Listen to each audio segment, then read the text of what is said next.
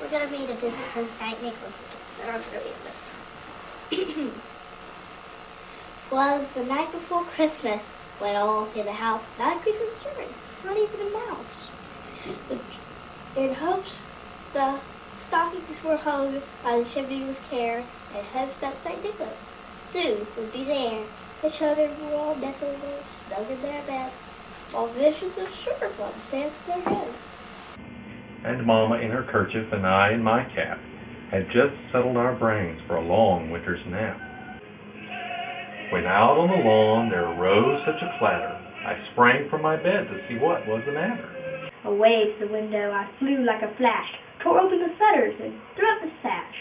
The moon on the breast of the new-fallen snow gave the luster of midday to objects below, when what to my wondering eyes should appear but a miniature sleigh and 8 tiny reindeer.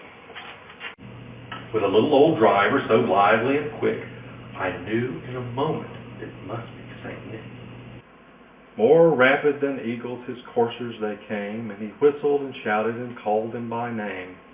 Now Dasher, now Dancer, now Prancer and Vixen, on Comet, on Cupid, on Donder and Blitzen, to the top of the porch, to the top of the wall, now dash away, dash away, dash away all.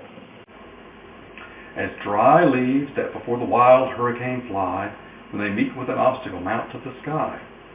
So up to the housetop the coursers they flew, with a sleigh full of toys, full of toys, and St. Nicholas too.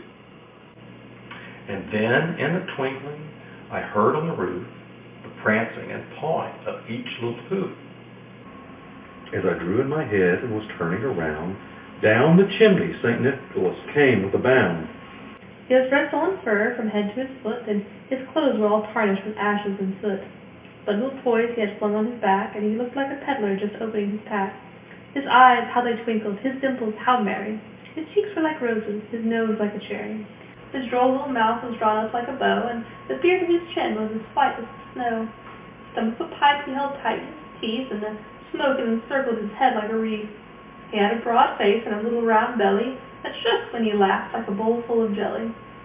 He was chubby and plump, a right jolly old elf, and I laughed when I saw him, in spite of myself.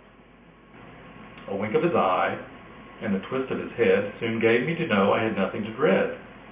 He spoke not a word, but went straight to his work and filled all the stockings, then turned with a jerk. And laying his finger aside of his nose and giving a nod, up the chimney he rose. He sprang to his sleigh, to his team, gave a whistle, and away they all flew like the down of a thistle. And I heard him explain, ere he drove out of sight, Happy Christmas to all, and to all a good night.